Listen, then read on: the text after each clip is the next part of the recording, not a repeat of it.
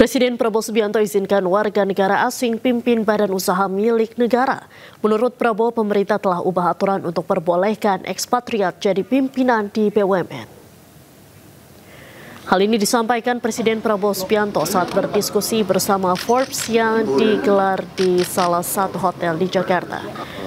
Prabowo mengaku telah menginstruksikan manajemen BPI Danantara untuk menjalankan bisnisnya dengan standar internasional.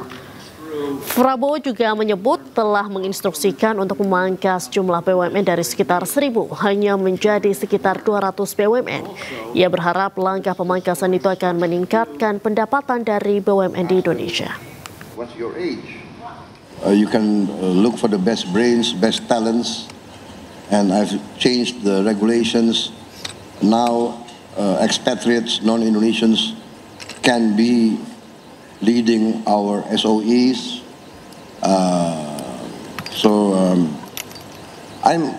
I'm very excited. Demi Allah, saya bersumpah akan memenuhi kewajiban Presiden Republik Indonesia dengan sebaik-baiknya. Pengeluaran yang mubazir, pengeluaran yang alasan untuk nyolong, saya ingin dihentikan, dibersihkan.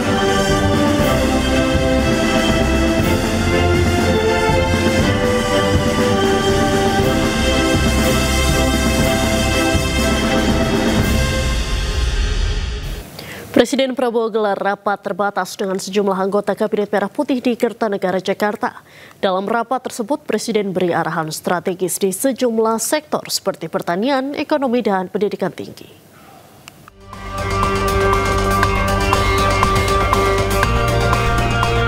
Presiden Prabowo Subianto memimpin rapat terbatas Kabinet Merah Putih di Kertanegara, Jakarta, Kamis pagi. Rapat itu diikuti oleh sejumlah anggota Kabinet Merah Putih, di antaranya Menteri Keuangan Purbaya Yudisadewa, Menteri Pertahanan Syafri Syamsuddin, Menteri Investasi dan Hilirisasi Rosan Roslani, Mendikti Saintek Brian Yuliarto, hingga Sekretaris Kabinet Teddy Indrawijaya.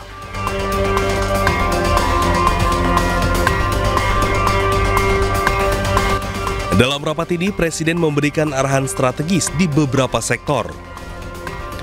Pada bidang pertanian, Presiden menugaskan Menteri Pertanian untuk segera memproduksi pupuk berkualitas tinggi dengan harga terjangkau. Untuk bidang ekonomi dan perbankan, Presiden menekankan pentingnya optimalisasi pemanfaatan devisa hasil ekspor guna mendorong stabilitas ekonomi nasional dan memperkuat cadangan devisa negara. Sementara pada bidang pendidikan, Presiden menginstruksikan Kementerian Pendidikan Tinggi, Sains dan Teknologi untuk siapkan lebih dari 2.000 putra-putri terbaik Indonesia agar dalam waktu dekat siap bekerja di berbagai sektor strategis, baik BUMN maupun perusahaan swasta nasional. Pemirsa, Polres Metro Jakarta Selatan kembali periksa saksi kematian terapis belia di Delta Spa, Jakarta Selatan. Selain periksa saksi, polisi juga sita rekaman CCTV.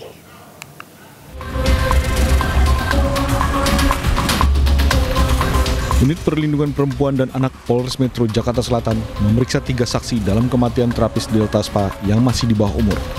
3 saksi itu yakni bagian rekrutmen, manajemen bagian operasional Delta Spa, dan Disduk Capil Indramayu tempat asal korban. Selain memeriksa saksi, polisi juga sita barang bukti rekaman CCTV. Jadi CCTV yang kita dapatkan ini adalah CCTV yang mengarah ke tempat dia tinggalnya. Memang CCTV cuma ada satu di atas itu. Sejauh ini kita hanya mengetahui bahwa dari CCTV kita mengetahui bahwa korban ini pada jam tersebut ya celingak-celinguk dan lewat di sekitaran itu. Tapi tidak mengarah pada saat dia melompat ataupun keluar, tidak mengarah ke sana. Sebelumnya, terapis Delta Spa ditemukan tewas di lahan kosong di kawasan Pejaten, Jakarta Selatan. Polisi kini masih mencari tahu penyebab kematian korban. Dari Jakarta, Rizky Falufi, iNews melaporkan. Siswa sekolah menengah pertama di Kabupaten Bekasi, Jawa Barat dapat kekerasan fisik dari kakak kelasnya. Didampingi orang tuanya, para siswa korban perundungan lapor ke polisi.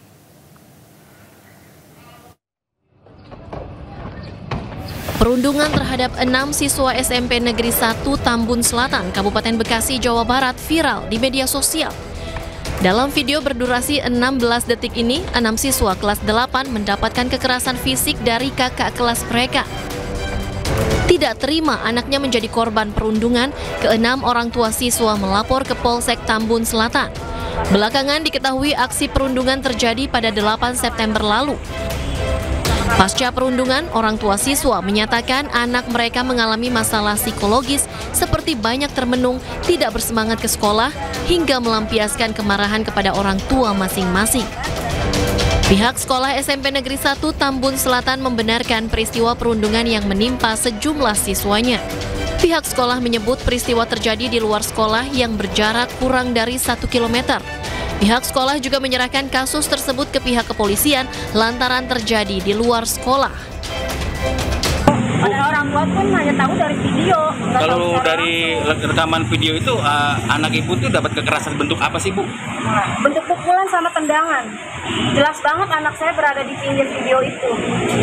Sempat dipukul. Triliun rupiah. Menko Polhukam periode 2019 hingga 2024 Mahfud MD menduga pembengkakan utang WUSH disebabkan adanya markup.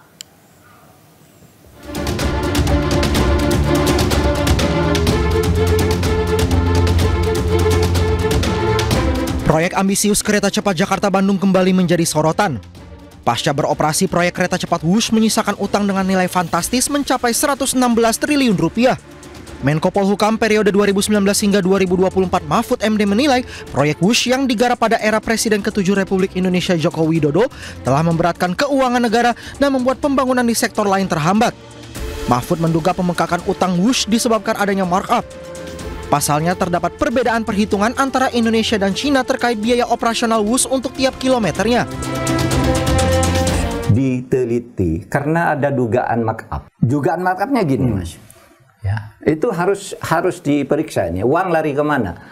Menurut perhitungan pihak Indonesia, biaya per 1 kilometer kereta WUSH itu 52 juta US dollar. Tapi di Cina sendiri hitungannya 17 sampai 18 juta US dollar. Naik 3 kali lipat kan? Ini yang naikkan siapa? Uangnya kemana? Sebelumnya pemerintah menyebut terus berupaya mencari solusi untuk menutup utang proyek peninggalan Jokowi itu. Bahkan Menkeu RI, Purbaya Yudi Sadewa menegaskan utang itu akan tetap dibayar tapi bukan menggunakan APBN, namun pembayaran berasal dari Danantara. Tim Liputan iNews melaporkan. Pemirsa, viral di media sosial perlihatkan anggota Patwal Polisi Militer hentikan mobil secara tiba-tiba hingga sebabkan kecelakaan. Kapuspen TNI tegaskan jika Patwal terbukti salah akan dijatuhkan sanksi.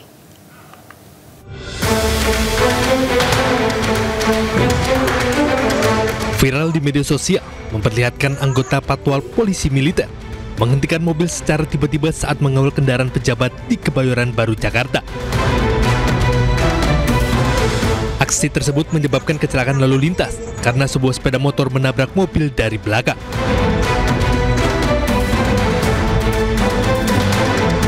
Kepala Pusat Penerangan TNI Maijen Marinir Freddy Ardianza menyampaikan jika terbukti terjadi pelanggaran, TNI akan memberikan sanksi sesuai ketentuan hukum. Tim Liputan iNews melaporkan.